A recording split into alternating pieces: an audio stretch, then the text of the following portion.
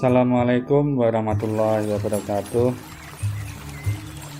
Semoga kita sehat selalu. Kita berjumpa kembali dalam kesempatan hari ini, hari Ahad tanggal 26 April 2020. Baiklah, pada hari ini kita ketemu pada sesi ketiga kesempatan kuliah dengan metode daring. Dalam sesi ketiga ini kita akan membahas modul 5 dan modul 6. Pada modul 5 nanti yang kita bahas adalah proses belajar anak sekolah dasar, yang pada kegiatan belajar pertama nanti akan kita bahas tentang pengertian dan karakteristik belajar. Selanjutnya nanti akan kita bahas juga tentang prinsip-prinsip belajar, dan yang ketiga yang akan kita bahas adalah faktor-faktor yang mempengaruhi proses dan hasil belajar anak di sekolah. Dan yang terakhir pada modul 5 yaitu akan kita bahas kesulitan belajar anak sekolah dasar.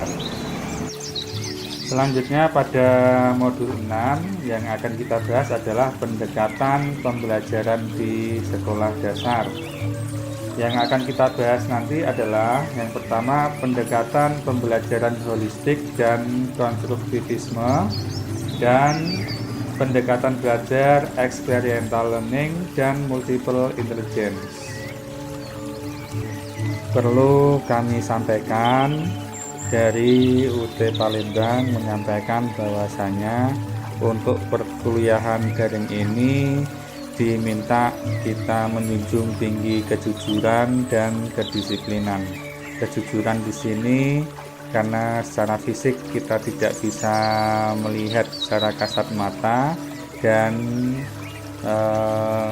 Anda bisa login kemudian Anda tinggalkan. Disinilah dari PPUJ Palembang menginformasikan bahwasanya perkuliahan ini prinsip yang dijunjung tinggi adalah kejujuran, di mana Anda tetap benar-benar melakukan perkuliahan di rumah masing-masing.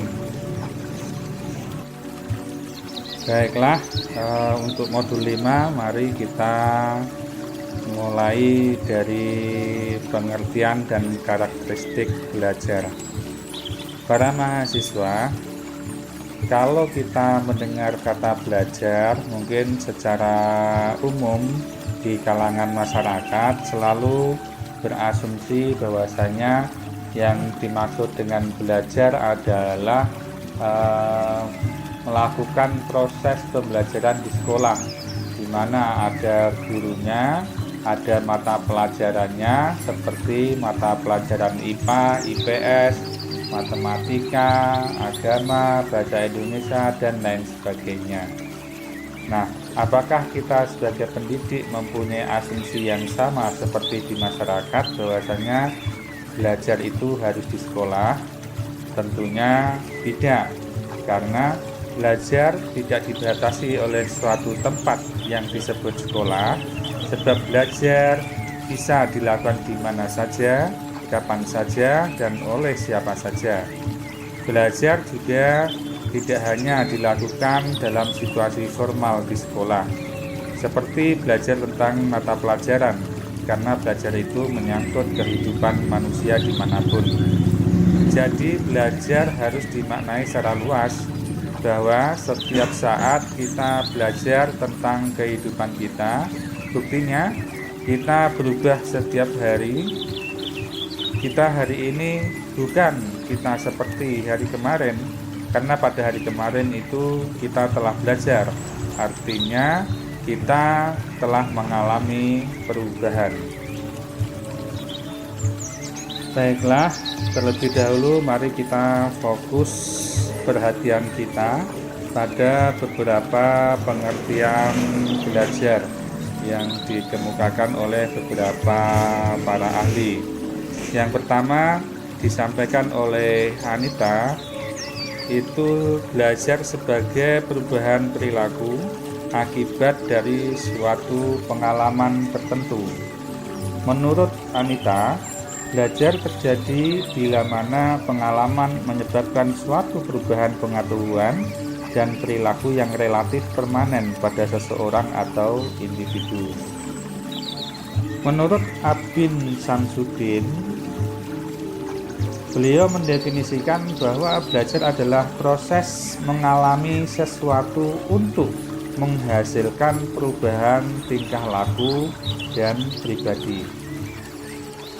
Berbeda tipis dengan Santrok dan Yusen, yang menegaskan bahwasanya definisi belajar itu ketika dia menyatakan bahwa learning is defined as relatively permanent change in behavior that occurs through experience.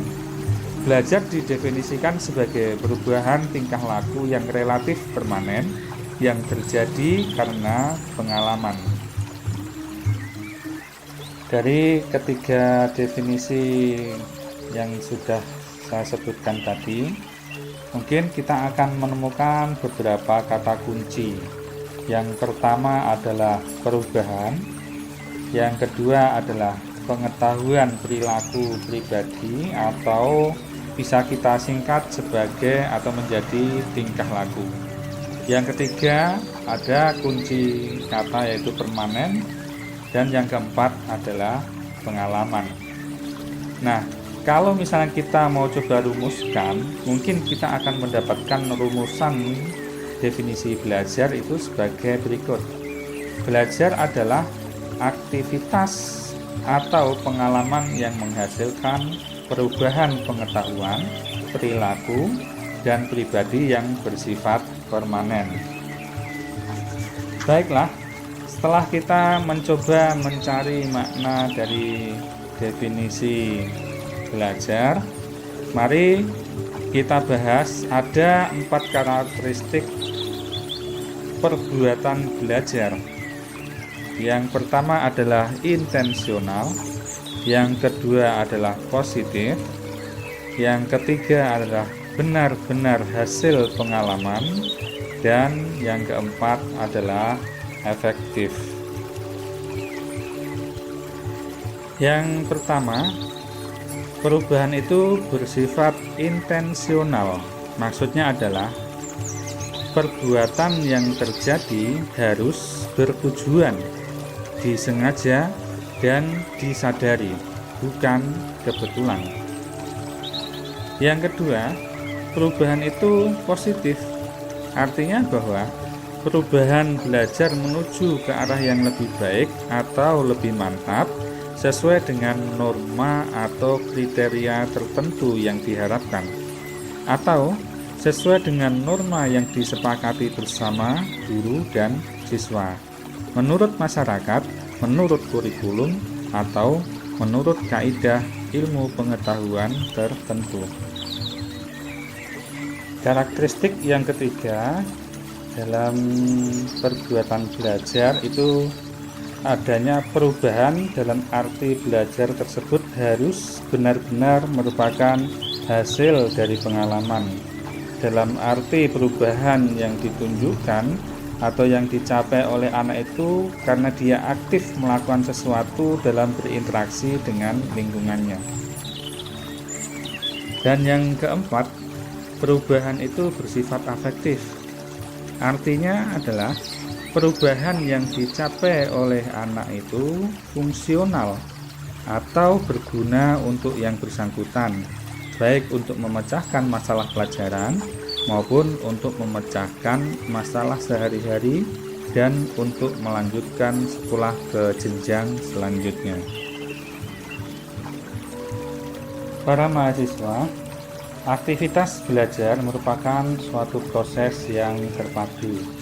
Ketika anak belajar, aspek fisiologis, intelektual, sosial, emosional, dan moral terlibat aktif dan satu dengan yang lainnya, saling mempengaruhi.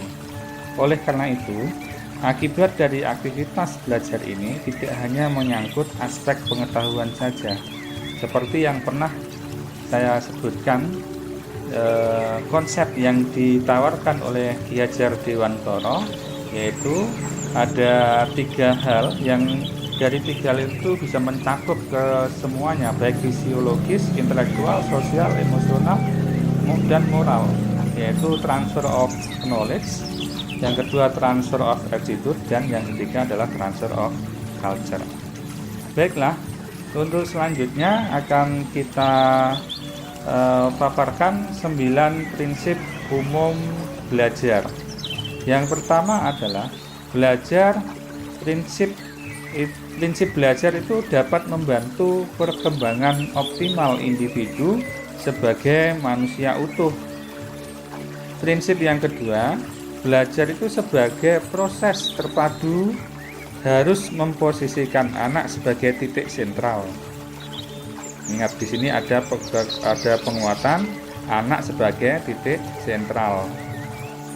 Prinsip yang ketiga, aktivitas pembelajaran yang diciptakan harus membuat anak terlibat sepenuh hati dan aktif menggunakan berbagai potensi yang dimilikinya. Prinsip keempat, belajar itu sebagai proses terpadu, tidak hanya dapat dilakukan secara individual dan kompetitif, melainkan juga dapat dilaksanakan secara kooperatif. Dan prinsip yang kelima, pembelajaran yang diupayakan oleh guru harus mendorong anak untuk belajar secara terus-menerus. Selanjutnya, prinsip keenam, pembelajaran di sekolah harus memberi kesempatan kepada setiap anak untuk maju berkelanjutan sesuai dengan potensi yang dimiliki dan kecepatan belajar masing-masing. Ketujuh, belajar adalah sebagai proses yang terpadu memerlukan dukungan fasilitas fisik dan sekaligus dukungan sistem kebijakan yang kondusif. Dan prinsip kedelapan, belajar sebagai proses terpadu memungkinkan pembelajaran bidang studi dilakukan secara terpadu. Dan yang terakhir, prinsip pembelajaran itu adalah belajar sebagai proses terpadu memungkinkan untuk menjalin hubungan yang baik antara sekolah dengan keluarga. Coba Anda pelajari modul 5 ini secara seksama ya, dari kegiatan pembelajaran 1 hingga pembelajaran keempat. Nanti di akhir kita coba untuk mengadakan kuis. Demikian tutorial modul 5 kami sampaikan. Mudah-mudahan bermanfaat, dan untuk lebih mendalam lagi para mahasiswa bisa mempelajari buku modul yang sudah diterima. Selanjutnya nanti kita akan melanjutkan ke modul 6. Terima kasih. Wassalamualaikum warahmatullahi wabarakatuh.